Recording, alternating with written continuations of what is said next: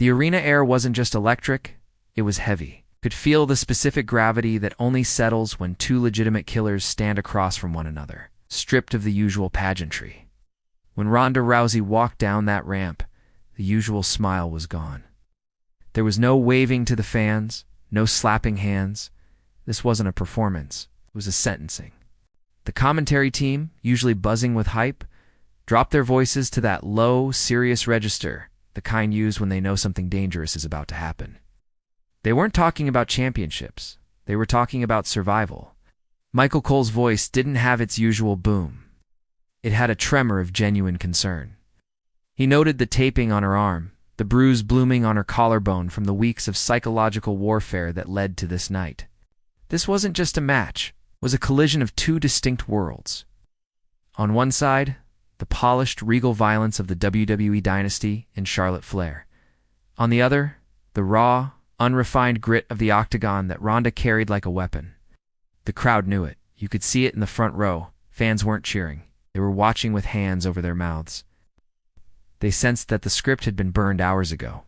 As the bell rang, the initial lockup wasn't a grapple, it was a car crash. The sound of skin hitting skin echoed louder than the pyro. And then the moment came. It wasn't a finisher. It wasn't a high spot. It was a transition, a slip, a grab, a twist that changed the oxygen in the room. Flair didn't just grab a limb. She captured a legacy. And for the first time, the baddest woman on the planet looked human. It happened in the blink of an eye, yet it felt like it lasted a lifetime. Charlotte Flair, realizing that brute force wouldn't break an Olympian, resorted to torture. She trapped Ronda's arm, the very arm that had snapped dozens of others between the steel of the chair and the unforgiving leverage of her own body. This wasn't a wrestling hold. This was a violation of anatomy. The camera zoomed in, not on the move, but on Ronda's eyes. That was the shocking part. We had seen Ronda angry, had seen her focused. We had never seen her panicked. The commentary team stopped calling moves. Pat McAfee went silent, a rare chilling void on the broadcast, leaving only the sound of Ronda's guttural screams filling the stadium. It wasn't the selling scream of a performer. It was the sharp, jagged intake of breath of someone whose tendon is vibrating like a guitar string.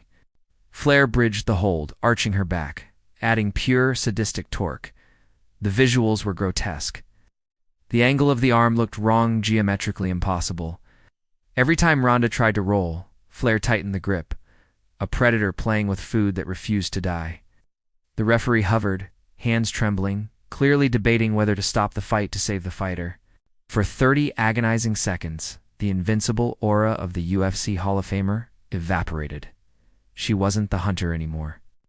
She was prey caught in a trap that was slowly, methodically tearing her apart. The crowd gasped in unison as the arm bent further back, waiting for the sickening snap that felt inevitable. It was the closest we have ever come to watching a career end on live television. When the hold finally broke, the silence was louder than the screams. Ronda didn't kip up. She didn't roll through. She collapsed. She lay there, clutching her arm to her chest like a broken wing, her face buried in the canvas. It was an image that shattered the invincible mythos she had built over a decade. The referee checked her not for a pinfall, but for responsiveness. Backstage, the chaos was palpable, even through the screen. You could see the officials scrambling, the genuine confusion on the faces of the ringside crew. This wasn't the tired look of a wrestler after a main event. This was the shock of a human body pushed past its red line. Flair stood over her, not triumphantly, but breathlessly, looking down at the damage she had caused with a mix of pride and horror. The fans didn't chant. There were no, "This is awesome" cries.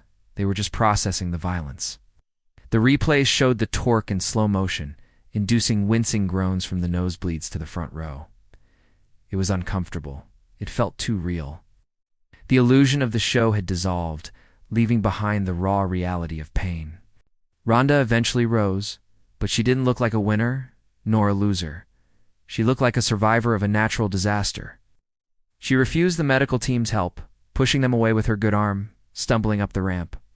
The camera caught a glimpse of her face as she passed the curtain, no tears, just a hollow 1,000-yard stare. It was the look of someone who had looked into the abyss and barely crawled back out. The internet broke before Ronda even made it to the locker room. Twitter wasn't discussing the match rating. They were discussing the MRI. The visual of her arm bent backward became an instant viral thumbnail shared not just by wrestling fans, but by combat sports purists who questioned if she had finally met her match. The narrative shifted overnight. For years, the story was Ronda is too tough for WWE. Now, the headline screamed, did WWE just break Ronda Rousey? The pundits debated if she would return. If the psychological damage of being dominated in her own domains, Mission Wrestling would be the final nail in her career. Family members posted cryptic messages. Rumors swirled about legitimate heat, about agreements being broken in the ring. The blurring of lines between script and reality is where wrestling thrives, but this felt different. This felt like a receipt. The wrestling world, often protective of its own, suddenly looked at Ronda with a different kind of respect. She hadn't just walked in and dominated. She had endured. The pressure mounted. If she came back and ignored the injury, it was fake.